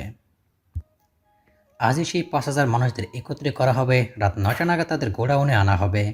তান্নাজ আর নিশাম ফুল প্রিপারেশন নিচ্ছে, নিজেদের গ্রুপ রেডি করে ফেলেছে। এখন শুধু রাত হওয়ার অপেক্ষা। রাত 8:30 বাজে। নিশাম আর তান্নাজ দূরে একটা গাড়িতে বসে আছে, চারিদিকে তাদের লোক সেট করা। 5,000 জনকে এখানে আনলেই তারা সুযোগ বুঝে কাজ করে তাদের আস্তে আস্তে সরিয়ে নিয়ে যাবে। প্রায় বেশ কিছুক্ষণ যাওয়ার পর বড় বড় 4টা ট্রাক গোডাউনে আনা হয়। এতে আপাতত 2,500 মানুষ আছে। আগে তাদের চেক করা হবে, তারপর তাদের এইখান থেকে অন্য গোডাউনে শিফট করা হবে। পরবর্তীতে বাকি 2,500কে আনা হবে। নিশাম আর তান্নাজের হাতে গান রেডি করে ধীর পায়ে সেই দিকে এগিয়ে যায়, নিজের পজিশনের মতো দাঁড়িয়ে যায়। বাকি সকলকে ইশারা করতে তারাও পজিশন নিয়ে নেয়। এক এক করে মানুষ নামানো হচ্ছে। এরই মধ্যে নিশাম আর তান্নাজের লোক কাজে লেগে গিয়েছে। তারা এক এক করে হাবিব আলমগীরের লোকদের সরিয়ে দিচ্ছে, কিন্তু এর মাঝে হাবিব আলমগীরের লোকগুলো দেখে ফেলে আর ফায়ার শুরু করে। এবার নিশাম তান্নাজও বেরিয়ে এসে ফায়ারিং শুরু করে দেয়। নিশামর কিছু লোকদের ইশারা করতে তারা ট্র্যাক ড্রাইভারকে টেনে বের করে আনে এবং 3টা ট্র্যাক নিজেদের আয়ত্তে নিয়ে গোডাউন থেকে বের হয়ে যায়। লাস্ট যে ট্র্যাকটা তারা নিজেদের দখলে নিতে যাবে তার আগে সে ট্র্যাক ড্রাইভার গাড়ি ঘুরিয়ে চলে যায়, যার ফলে তারা এটাকে আর ধরতে পারেনি। এদিকে নিশাম আর তান্নাজ প্রায় সকলকে মেরে ফেলেছে। নিশাম আর তান্নাজের লোক হঠাৎ ফায়ারিং করা তারা তাদের সাথে পেরে ওঠেনি। বাকি যারা ছিল তারা যান বাঁচিয়েই পালিয়েছে। নিশাম আর তান্নাজ প্রায় তাদের প্লেনই সাকসেসফুল হয়েছে। সে একটা ট্র্যাক ধরতে না পারো তারা প্রায় 1,750 জনকে সেভ করতে পেরেছে। তাদেরকে নিশাম আর তান্নাজ নিজ দায়িত্বে বাড়ি পৌঁছে দেওয়ার চেষ্টা করবে। তাদের প্ল্যান সাকসেস হয়েছে তা জানাতে তান্নাজ রাহুল সাহেবকে ফোন দেয়, কিন্তু তিনি ফোন ধরলেন না। বেশ কয়েকবার দেওয়ার পরে যখন তিনি ধরলেন না তখন তান্নাজের মনে কেন জানি সন্দেহ হলো। সে নিশামকে নিয়ে দ্রুত বাসায় আসে আর এসে যা দেখে তাতে তার মাথার উপরে বাস ভেঙে পড়ে। পুরো বাসা উলটপালট, মেঝেতে পড়ে রয়েছে রাহুল সাহেবের দেহ, পেটের দিক দিয়ে রক্ত বয়ে চলেছে। তান্নাজ দ্রুত তার কাছে যায়, তাকে সোজা করে দেখে পেট দিয়ে রক্ত বের হচ্ছে। পপসি, চোখ খুলো। পপসি দেখো, আমি এসে গিয়েছি। আমাদের প্ল্যান সাকসেসফুল হয়েছে পপসি। শুনতে পারছো তুমি? চোখ খুলো পপসি। নিশাম দরজার সামনে সে এমন দৃশ্য দেখে থমকে যায়, কিন্তু পরক্ষণে নিজেকে সামলিয়ে নিয়ে রাহুল সাহেবের কাছে যায়, গিয়ে তার নার্ভ চেক করে। শ্বাস চলছে। আঙ্কেলের শ্বাস প্রশ্বাস এখনও চলছে, তাকে আমাদের দ্রুত হাসপাতালে নিতে হবে, কুইক। এই বলে নিশাম আর দেরি না করে দ্রুতই তাকে কোলে নিয়ে গাড়িতে বসিয়ে দেয়। পিছে পিছে তান্নাজও ছুটে আসে। গাড়িতে তান্নাজ রাহুল সাহেবের মাথা নিজের কোলে নিয়ে কাঁদতে থাকে আর সেই বলতে থাকে। প্রায় 30 মিনিটের মধ্যে তারা হাসপাতালে পৌঁছে যায়। রাহুল সাহেবকে দ্রুত ওটিতে নেওয়া হয়। অপারেশন চালু হয়। তান্নাজ বাইরে অজরেকে দিয়ে চলেছে। নিশামাকে পাশে বসে সান্ত্বনা দিচ্ছে। পপসির যদি কিছু হয় আমি বাঁচবো না নিশম, বাঁচবো না। তার ছাড়া যে আমার আপন বলতে কেউ নেই। আমাকে সব সময় নিজের মেয়ের মতো আগলে রেখেছে, সব কিছু থেকে আমার রক্ষা করেছে, আমাকে এত স্ট্রং বানিয়েছে, আমাকে সব পরিস্থিতিতে শক্ত হতে বলেছে। কিন্তু আজ যে আমি পারছি না স্ট্রং থাকতে, তাকে এই অবস্থায় দেখতে পারছি না। নিশাম কি বলবে বুঝে উঠতে পারছে না, কিন্তু তার একটা জায়গায় খটকা লাগছে। তান্নাজ এটা কি বলল? নিজের মেয়ের মতো আগলে রেখেছে, এটার মানে কি? নিশাম এই নিয়ে কিছু জিজ্ঞেস করতে যাবে, তার আগে ওটি থেকে ডাক্তার বেরিয়ে আসে। তান্নাজ দৌড়ে তার কাছে যায়। আমার পপসি ঠিক আছে তো? জি, এখনও কিছু বলা যাচ্ছে না। তার অতিরিক্ত পরিমাণে ব্লিডিং হয়েছে, যার ফলে তার শরীরে রক্তের পরিমাণ অনেক কমে গিয়েছে। আমাদের দ্রুতই 2 ব্যাগ এ পজিটিভ রক্ত লাগবে, আর্জেন্ট। আমি এখনই অ্যারেঞ্জ করছি। এই বলে আমি যেই যেতে নেই তখনই নিশম বলে ওঠে, আমার রক্তের গ্রুপ এ পজিটিভ, আপনি আমার থেকে রক্ত নিন। তাহলে আমার সাথে আসুন, আপনার কিছু টেস্ট করাতে হবে। নিশাম তান্নাজকে এখানে থাকতে বলে ডাক্তারের সাথে চলে যায়। নিশামের হাতে ক্যালোনা লাগানো। এক ব্যাগ রক্ত নিয়ে নেওয়া হয়েছে। নিশামের পাশে তান্নাজ বসে আছে। নিশাম চোখ বন্ধ করে শুয়ে আছে। থ্যাংক ইউ আমার পপসিকে রক্ত দেওয়ার জন্য। আজ তোমার কাছে আমি কৃতজ্ঞ। নিশাম এইবার চোখ খুলে তান্নাজের দিকে তাকায়। মুখটা একদম মলিন হয়ে আছে। আঙ্কেল আমাকে অনেক হেল্প করেছে, বিভিন্ন কাজে আমার পাশেই ছিলেন তিনি। সবসময় আমাকে নিজের ছেলের চোখে দেখেছেন, আমাকে সেই স্বপ্ন আর ভালোবাসাটুকু দিয়েছেন। আমিও তাকে নিজের বাবার জায়গা তাকে দিয়েছি, আর তাই আজ আমি তোমার পপসির না নিজের বাবার জান বাঁচিয়েছি। তবুও থ্যাঙ্কস। তুমি জানো না সে আমার জন্য কি। নিজের বাবা মার পর যদি আমি কাউকে এতটা ভালোবেসে থাকি তা হলো পপসিকে। সে আমায় সবসময় আমাকে নিজের মেয়ের মতোই ভালোবেসেছে, সবসময় ছায়া হয়ে আমার পাশে থেকেছে, আমাকে বাবা মা দুজনেরই ভালোবাসা দিয়েছে, কখনো বুঝতে দেয়নি আমি অনাথ, আমার বাবা মা নেই। নিশাম অবাক হয়ে তান্নাজকে শুনছে। কি বলছে এসব তান্নাজ? অনাথ, বাবা মানে? তাহলে রাহুল আঙ্কেল ওর? ওয়েট এ মিনিট, কী বলছো এসব? তুমি অনাথ মানে? তুমি যদি অনাথ হও তাহলে রাহুল আঙ্কেল কে তোমার? তান্নাজ এক দীর্ঘশ্বাস নিয়ে বলে। পপসির ফুল নেম কি? রাহুল ইসলাম। আর আমার? তান্নাজ। ও শিট, তোমার সারনেম তো রহমান। আমি কখনো খেয়ালই করিনি যে তোমাদের সারনেম এক না। আমি পপসির আসল মেয়ে নই। আর না, তিনি আমার আসল বাবা। সে আমার বাবার বন্ধু। মানে কি, কিভাবে খুলে বলো তো? তাহলে শোনো, বাবা মার একমাত্র মেয়ে ছিলাম আমি। তাই বাবা মার চোখের মণি ছিলাম। যাই চেতাম তাই পেতাম। অনেক ভালোবাসতেন দুজনেই আমাকে। আমাকে কষ্ট কি তা কোনোদিন বুঝতেই দেয়নি। আমার বাবা ছিলেন একজন শেয়ার ব্যবসায়ী আর মা ছিল হাউসওয়াইফ। বাবা বিভিন্ন জায়গায় টাকা ইনভেস্ট করতেন, তার সাথে পার্টনার ছিল পপসি, মানে রাহুল আঙ্কেল। বাবা আর পপসি দুজনেই এতিম ছিলেন। তারা দুজনেই একই এতিমখানায় বড় হয়। সেই সুবাদে তারা ছোটকালের বন্ধু ছিলেন। একসাথেই বড় হয়ে উঠেছিলেন দুজন। বড় হওয়ার পরও তাদের বন্ধুত্ব ছিল। একসময় পপসির 1 বছরের জন্য কিছু কাজের জন্য দেশের বাইরে চলে যান। তখন বাবার নিউ পার্টনার হয় হাবিব আলমগীর। বাবা আর সে মিলে টাকা ইনভেস্ট করত। বেশ কিছুদিনের মধ্যেই তাদের অনেক লাভ হয়, যার ফলে তাদের ব্যবসা এক নতুন পর্যায়ে চলে যায়। বাবার তার মধ্যে ভালো বন্ধুত্ব হয়। বাসায়ও তার আনাগোনা বেশ ভালোই ছিল। আমাদের সাথে অনেক ভালোভাবে মিশে গিয়েছিলেন তিনি। কিন্তু কে জানতো তার মনে অন্য কিছু ছিল। সেদিন বাবা এয়ারপোর্টে যায় পপসিকে আনতে। পপসি তখন প্রায় 1 বছর পর দেশে ফিরছিল। যেহেতু বাবা বাদে তার তেমন কেউ ছিল না, তাই বাবাই যায় তাকে আনতে। বাবা বেরিয়ে যাওয়ার 30 মিনিট পর হাবিব আলমগীর বাসায় আসে। তখন মা আমায় পড়াচ্ছিল। মা হাবিব আলমগীরকে দেখে বেশ অবাকই হলেন, কিন্তু তাও কিছু বললেন না, তাকে আপ্যায়ন করলেন। তাকে বসতে বললেন, কিন্তু তিনি না বসে মার দিকে বিশ্রীভাবে তাকিয়ে এগিয়ে আসছিলেন। মা কিছু বুঝে ওঠার আগেই তার উপর ঝাঁপিয়ে পড়ে লোকটি। মা চিৎকার চেঁচামেচি শুরু করে দেয়। আমি তখন রুমে ছিলাম। মার চিৎকার শুনে দৌড়ে আসি। তখন আমার বয়স 12 বছর ছিল। ভালো মন্দ বুঝতাম, আর এটাই যে খারাপ কিছু হচ্ছিল তাও বুঝতে পারছিলাম। তাই মার কাছ থেকে তাকে ছাড়ানোর চেষ্টা করি। তখন হাবিব আলমগীর আমায় টেনে রুমে ছুঁড়ে মারে আর দরজা বাইরে দিয়ে বন্ধ করে দেয়। আমি তখন দরজা ধাক্কাতে থাকি, কিন্তু কেউ দরজা খোলার মতো ছিল না। আমি দরজার এপার থেকে মায়ের শুধু চিৎকারই শুনতে পারছিলাম। একসময় মার চিৎকার বন্ধ হয়ে যায়, নীরব হয়ে যায় চারদিক। আমি তখনও দরজা ধাক্কিয়ে চলেছিলাম আর চিল্লিয়ে বলছিলাম, ছেড়ে দাও আমার মাকে। কিন্তু কোনো সাড়া শব্দ পাইনি। একসময় ক্লান্ত হয়ে বসে পড়ি আর কান্না করতে থাকি। বাইরে কি হচ্ছিল তা আমার জানা নেই। প্রায় 2 ঘন্টা পর বাবা আর পপসি ফিরে আসে। এসে দেখে পুরো ঘর ওলট পালট। বাবা ঘরে এসে মাকে খুঁজতে থাকে, আর পপসি আমায়। পপসি এসে আমার রুমের দরজা খুলে দেখে আমি নিচে বসে আছি আর কান্না করছি।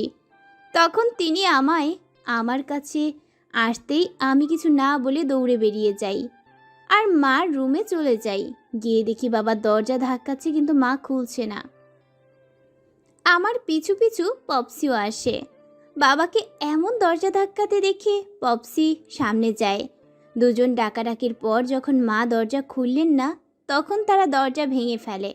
কিন্তু দরজা খুলে দেখে, যা দেখে তাতে বাবার দুনিয়া থমকে গিয়েছিল। বাবা মূর্তির ন্যায় দাঁড়িয়েছিল। আমি তখন পিছিয়ে ছিলাম। আমি সামনে এগিয়ে দেখি মার লাশ ফ্যানের সাথে ঝুলছে। আমি তখন এমন পরিস্থিতি দেখে মা বলে চিৎকার করে দেই। তখন বাবার হুঁশ হয় আর দৌড়ে মার কাছে যান। পপসিও যায়, দুজন মিলে মাকে নামায়। কিন্তু ততক্ষণে অনেক দেরি হয়ে যায়। মা আমাদের ছেড়ে না ফেরার দেশে চলে যায়। বাবা তখন মার লাশটা নিজের সাথে জড়িয়ে নিয়ে কাঁদছিল। আমিও মায়ের পাশে গিয়ে তাকে ডাকছিলাম। মায়ের হাতে একটা চিঠি ছিল, যা পপসির নজরে পড়ে। সে চিঠিটা হাতে নিয়ে বাবাকে দেয়। বাবা চিঠিটা নিয়ে পড়তে থাকে। পড়ার পর তার মাথায় আগুন ধরে যায়। সে রাগে কটমট করতে করতে বাইরে চলে যায়। বাইরে যাওয়ার আগে বাবা পপসিকে বলে যায় আমার খেয়াল রাখতে, আর কোনো পরিস্থিতিতেই যেন আমায় একা না ছেড়ে যায়। কথা দে। পপসি তখন কথা দেয় বাবাকে। বাবা বেরিয়ে যেতেই আমি চিঠিটা নিয়ে পড়তে শুরু করি। প্রিয় তাহিন, তুমি যখন এই চিঠিটা পাবে তখন মনে হয় আমি আর তোমার পাশে থাকবো না, তোমায় ছেড়ে অনেক দূরে চলে যাব। জানি তোমার অনেক কষ্ট হবে আমায় এইভাবে দেখে, কিন্তু আমি যে তোমার সামনে দাঁড়াতে পারবো না। পারবো তোমার চোখে চোখ রেখে কথাটি বলতে? কেননা আজ আমি যে কলঙ্কিত, হ্যাঁ আমি কলঙ্কিত হতে গিয়েছি, ধর্ষিতা হয়ে গিয়েছি সকলের কাছে। আর আমায় এই ধর্ষিতা ট্যাগ আর কেউ নয়, তোমার বন্ধু হাবিব লাগিয়েছে। তুমি যখন আজ বাইরে গিয়েছিলে তখন তোমার বন্ধু হাবিব এসেছিল। আমি কিছু বোঝার আগেই ঝাঁপিয়ে পড়েছিল আমার উপর। শত চেষ্টা করেও নিজেকে বাঁচাতে পারিনি আমি, যার ফলে আমি আজ ধর্ষিতা। আমি পারতাম এই ট্যাগ নিয়ে বাঁচতে, পারতাম না আমার মেয়ের সামনে দাঁড়াতে, পারতাম না শুনতে মা তুমি একজন ধর্ষিতা। তাই আত্মহত্যার মতো কঠিন পথ বেছে নিলাম। আমি চাই হাবিবের কঠিন শাস্তি হোক, আর তা যেন কঠোর থেকে কঠোর হোক। আর হ্যাঁ, আমাদের মেয়েকে প্লিজ আমার মতো অসহায় বানিও না, ওকে আমার মতো দুর্বল বানিও না যে নিজের আত্মরক্ষা নিজে করতে পারল না। ওকে অনেক শক্ত তানাজ্জাকে এমন বানিও যেন ও 100 জনের উপর ভারী হয়, ও যেন কাউকে ভয় না পায়। পারলে আমার ইচ্ছাটা পূরণ করিও, যদি পারো ক্ষমা করে দিও তানাজ, আর নিজের খেয়াল রেখো। ইতি তোমার অভাগিনী অর্ধাঙ্গিনী। এই বলে তান্নাজ কাঁদতে থাকে, তারপর নিজেকে সামলে আবারও বলা স্টার্ট করে।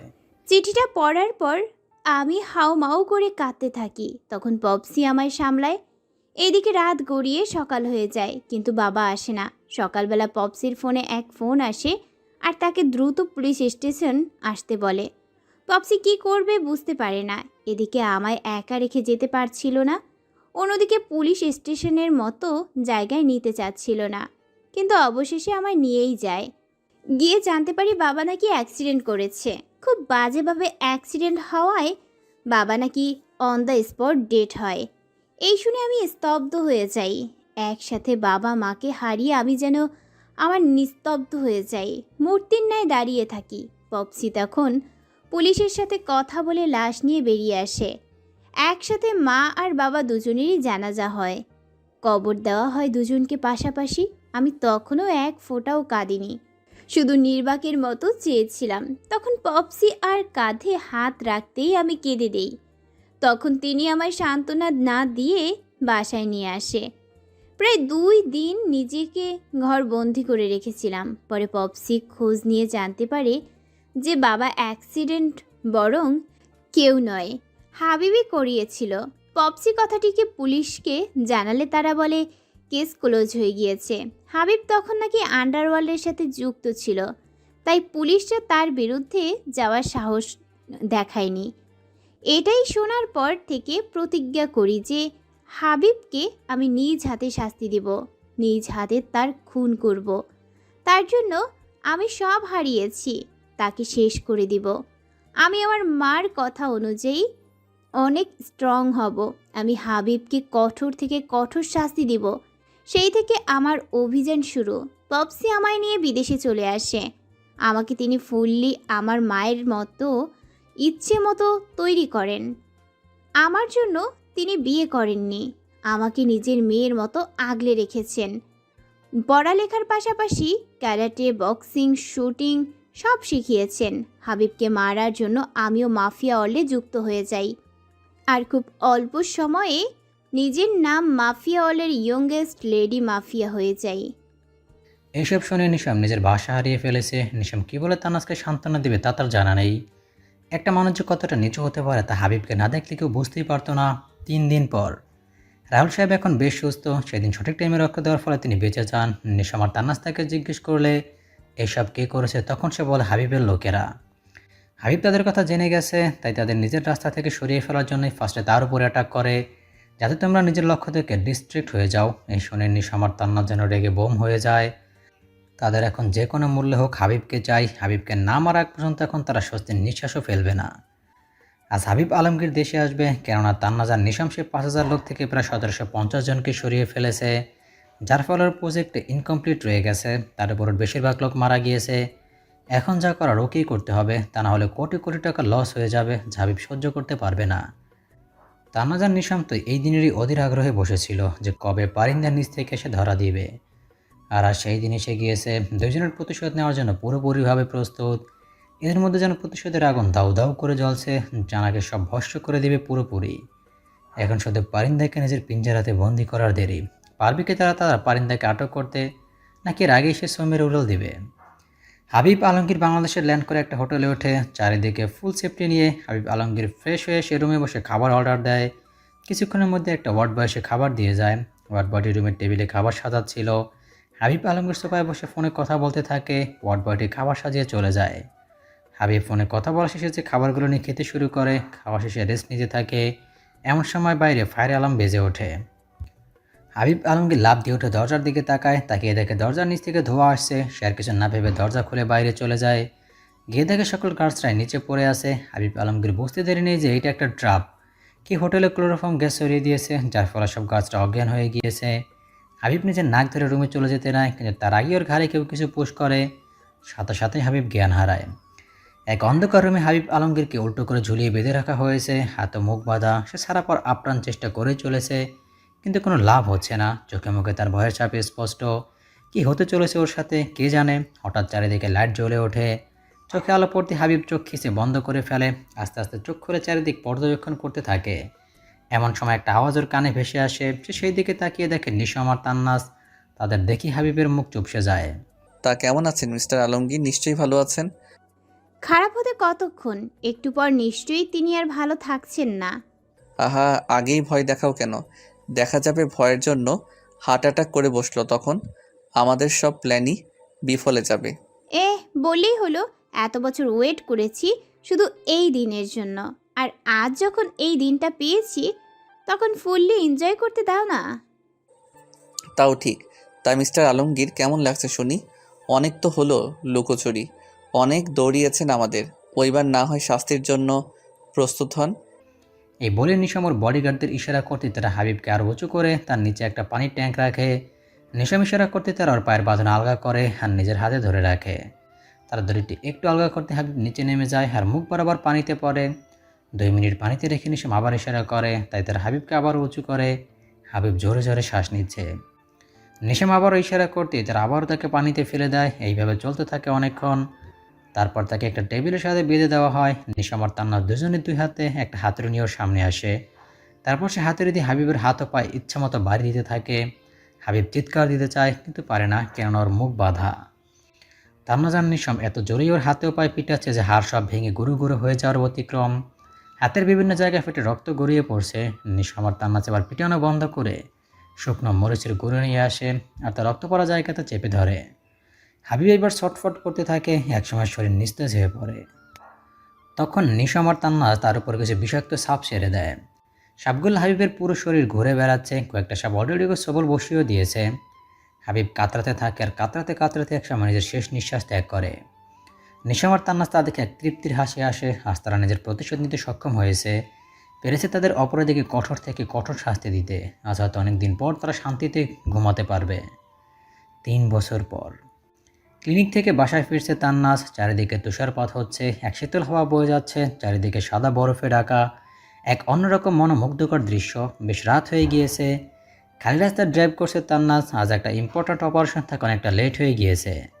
প্রায় কিছুক্ষণের মধ্যে সে বাসায় এসে পড়ে। বাসায় এসে দেখে পুরো ঘর অন্ধকার, এমনকি দরজার বাইরে লাইটও জ্বালানো হয়নি। তান্নাজ ঘরে গিয়ে লাইট জ্বালিয়ে দেয়।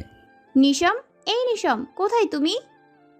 কিন্তু কোনো সারা শব্দ নেই। তান্নাজ বেশ কয়েকবার নাম নিয়ে নিশামকে ডাক দিল, কিন্তু তাও নিশামের কোনো হদিস নেই। যাই না তান্নাজ পিছন ঘুরে মাথার উপর নিশাম গান ধরে দাঁড়িয়ে থাকে। তা দেখে তান্নাজ অবাকের শেষ পর্যায়ে। সে অবাক হয়ে বলে, নিশাম, কি করছো এসব? দেখতেই তো পারছো কি করছি, তাহলে জিজ্ঞাসা করছো কেন? এসবের মানে কি? জাস্ট গিভিং পানিশমেন্ট ইউ জান। তুমি যে ভুল করেছো তার শাস্তি পাবে না তা কিভাবে হয়? ভুলে যেও না, নিশামের ডিকশনারিতে মাপ বা ক্ষমা বলতে কোনো শব্দ নেই। নিশাম খান শুধু ভুলের শাস্তি দিতে জানে, আর সেই শাস্তি হলো মৃত্যু। তাই না? আমি মৃত্যু দেবে, তাই তো? তাহলে দেখি কিভাবে মৃত্যু দাও আমায়। এই বলে নিশামের দিকে এগিয়ে যেতে থাকি আর নিশাম পিছাতে থাকে। তা দেখে নিশাম বলে, আগে এগুচ্ছ কেন? যেখানে ছিলে সেখানেই দাঁড়াও, তা না হলে শ্যুট করে দিব। তা দাও না, মানা করেছে কে শুনি? এই বলে তান্নাজ আরও এগোতে থাকে আর নিশাম এবার না পিছিয়ে দাঁড়িয়ে থাকে। তা দেখে তান্নাজ মুচকি এসে এক হাত দিয়ে নিশামের হাত ধরে মুচড়ে ধরে, যার ফলে গানটা নিচে পড়ে যায়। ফাইজলামি করার জায়গা পাও না যখন, তখন ফাইজলামি। এইবার নিশাম নিজের হাত ঘুরিয়ে তান্নাজের হাত ধরে এক টান দিয়ে নিজের সাথে মিশিয়ে নেয়। তারপর বলে, ফাইজলামও করছি না, তুমি ভুল করেছো তাই এমন করেছি। ভুল করেছো যখন একটু শাস্তি পাবে না তা কিভাবে হয়? কি ভুল করেছি শুনি? প্রথম ভুল, তুমি আমায় সকালে গুড মর্নিং কিস দাও নাই। দ্বিতীয় ভুল, তুমি আজ আমায় নিজের হাতের কফি খাওয়াও নাই। তৃতীয় ভুল, আজ তুমি আমায় না বলে চলে গেছো। জানো বউয়ের এসব ভুলের জন্য আমি কত কষ্ট পেয়েছি আজ। আরে কত বড় ভুল করে ফেলেছি না? আমার স্বামী বুঝি এতে অনেক কষ্ট হয়েছে, তাই না? অনেক। এখন আমাকে সব পুষিয়ে দাও। দাঁড়াও, পুষিয়ে দিচ্ছি। এই বলে তান্নাজ নিজের পা দিয়ে নিশামের পায়ে জোরে এক পাড়া দেয়, যার ফলে নিশাম তান্নাজকে ছেড়ে পা ধরে লাফাতে শুরু করে। মাফিয়াগিরি ছেড়ে কি নটাঙ্কিগিরি শুরু করছো? ভুলে যেও না আমি কে। মাফিয়া ওয়ার্ল্ড ছাড়লেও মাফিয়াগিরি ছাড়িনি কিন্তু। দেখতেই পাচ্ছি। তাই না? ওয়েট।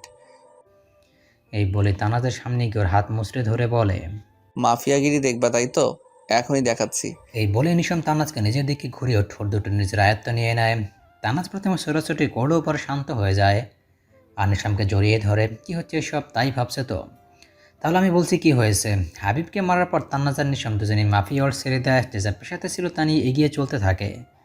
যেহেতু কেউই তাদের চেহারা দেখেনি আর চিনতেও পারত না, তাই তাদের বেরিয়ে আসতে সহজ হয়েছে। কিন্তু এর মধ্যে নিশাম আর তান্নাজ আলাদা হয়নি।